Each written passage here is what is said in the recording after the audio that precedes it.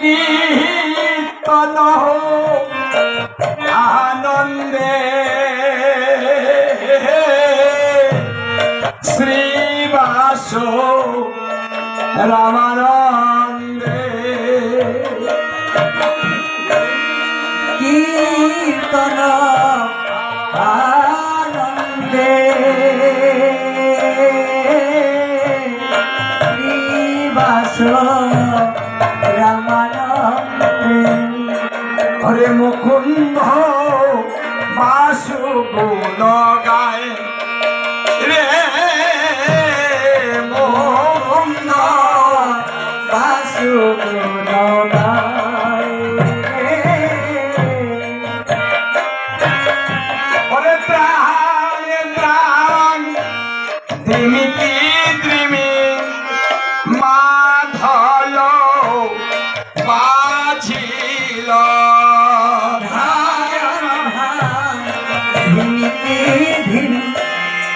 মাধল বাজিল হরে মধুর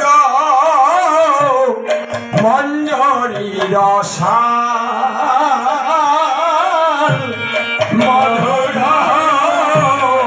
মঞ্জরি রসা কি বাজছে? প্রথম বাজছে মৃদঙ্গ। আমার মহাপ্রভুর দুই অঙ্গ, তার নাম হচ্ছে মৃদঙ্গ।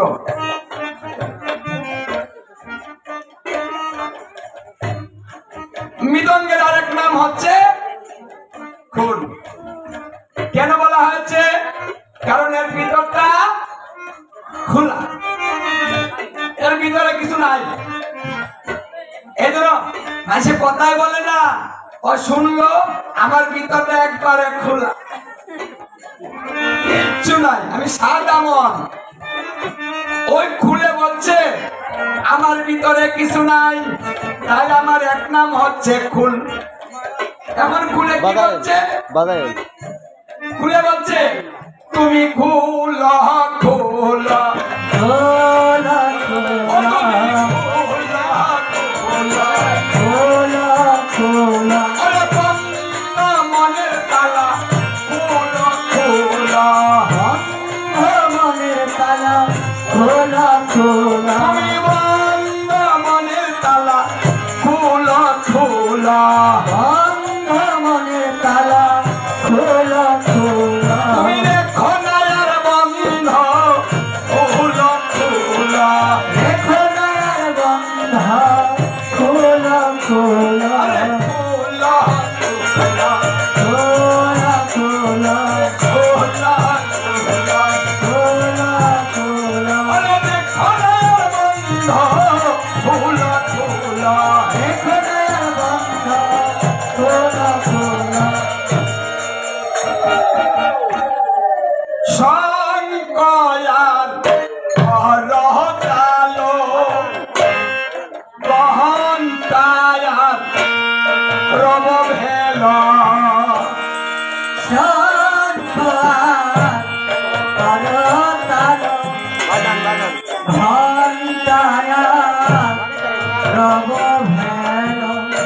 হরে মিলিল পথ তলিতা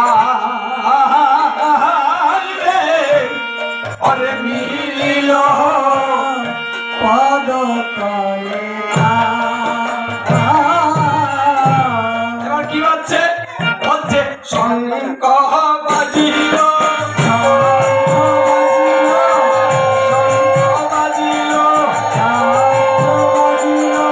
অমঙ্গল নাশ করবে বলে শঙ্খ বাজিল করবে বলে শঙ্খ বাজিল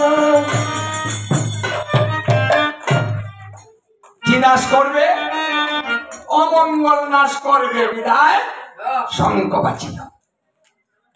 তাহলে শঙ্খকে ও কি করে অমঙ্গল নাশ করবে? কারণ এই শঙ্খ হচ্ছে তুলসীর স্বামী। বৃন্দা মহারানী যে তুলসী, তার স্বামী, স্বামীর নাম ছিল শঙ্খচূড়।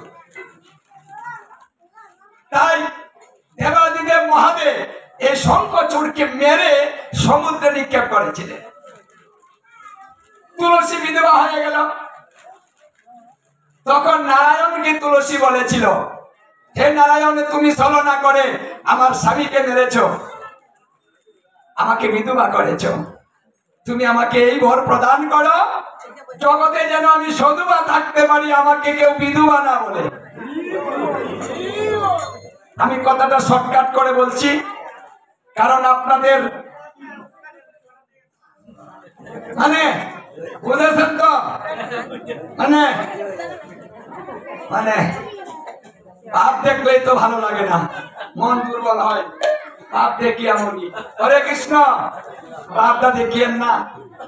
হ্যাঁ, আমি যতটুকু পারি তাড়াতাড়ি শেষ করতেছি, তারপরে আপনারা ভাবটা বন্ধ রাখেন। ভাবে বুঝি। যাই হোক, তখন বলছে তুলসী, আমি তোমাকে এই বর প্রদান করিলাম, তোমার স্বামীকে মেরে সমুদ্রে নিক্ষেপ করা হয়েছে, তোমার স্বামীর হাতটি থেকে শঙ্খ উৎপন্ন হবে, শঙ্খ রূপে শঙ্খচূড় চিরজীবিত থাকিবে, আর তুমি বিধবা হবে না।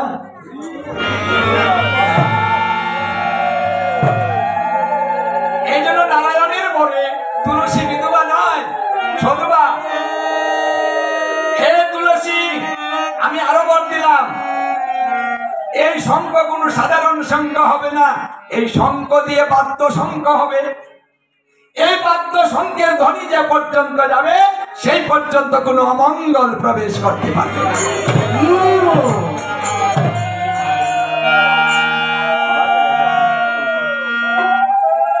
আর কি হবে বলছে, এই শঙ্খ দিয়ে জল শঙ্খ হবে। এই জল শঙ্খের মধ্যে সর্বতীর্থের গঙ্গা থাকবে। কোন ব্যক্তি যদি গড়ে জল শঙ্খ রাখে, ওই জল শঙ্খের মধ্যে জল গড়ে, যদি গোবিন্দকে আরতি করা হয়, আরতি অন্তে সেই জল যদি মস্তকে ছিটিয়ে দেওয়া হয়, সর্বতীর্থের গঙ্গা স্নান হয়ে যাবে।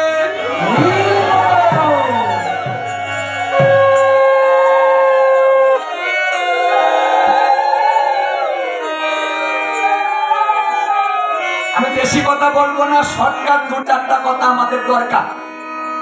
প্রতি করে করে শঙ্খ রাখবেন। কতটি আলসে আছে না, জীবনে গঙ্গা স্নানে যায় না, এরকম আলসে আছে না। কত কত মায়েরাই বলে, জীবন ধরা এক লাই করলাম, অমুকের বাবাকে লই না। তাহলে ভগবান বলছে এমন আলসা প্রায় করেই হবে, তাহলে গঙ্গা স্নান তো করতে হবে।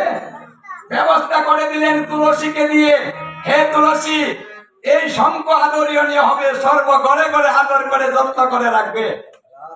তারা করে শুয়ে থাকে, গোবিন্দ পূজা করে না, গঙ্গা স্নান করে না, আরতি করে, এইভাবে শিখিয়ে দিবে।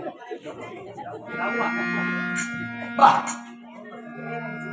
গঙ্গা স্নান হয়ে গেল, সুব্যবস্থা। হে তুলসী, এই শঙ্খ দিয়ে শাখা হবে, সেই শাখা দিয়ে নারী জাতির বিবাহ সম্পন্ন হবে।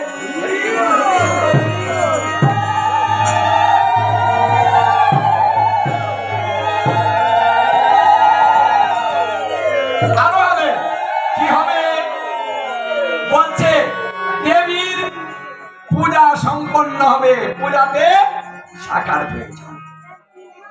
এই জন্য এই শঙ্খ সবাই যত্ন করে রাখবে। হরে কৃষ্ণ। এই জন্য করে করে বাদ্য শঙ্খ রাখবে, দিবে। হ্যাঁ, তারপরে কি হচ্ছে, ঘন্টা বাজিল, ঘন্টা বাজিল, ঘন্টা বাজিল, ঘন্টা বাজিল, আরে অঘটন যেন ঘটে না, ঘন্টা বাজিল, অঘটন যেন না ঘটে তাই ঘন্টা বাজিল। করে করে ঘন্টা রাখবেন, ঘন্টা বাজিয়ে পূজা করবেন, তাহলে কি হবে, গৃহের মধ্যে অঘটন ঘটবে না। ঘন্টা বাজিল ঘন্টা বাজিল ঘন্টা বাজিল অঘটন যেন ঘটে না ঘন্টা বাজিল ঘটে না তাই ঘন্টা বাজিল আর কি হচ্ছে বলছে করতাল বাজিল করতাল বাজিল করতাল বাজিল করতাল বাজিল বলে কীর্তনের তাল দিবে বলে করতাল বাজিল কীর্তনে তাল দিবে বলে করতাল বাজিল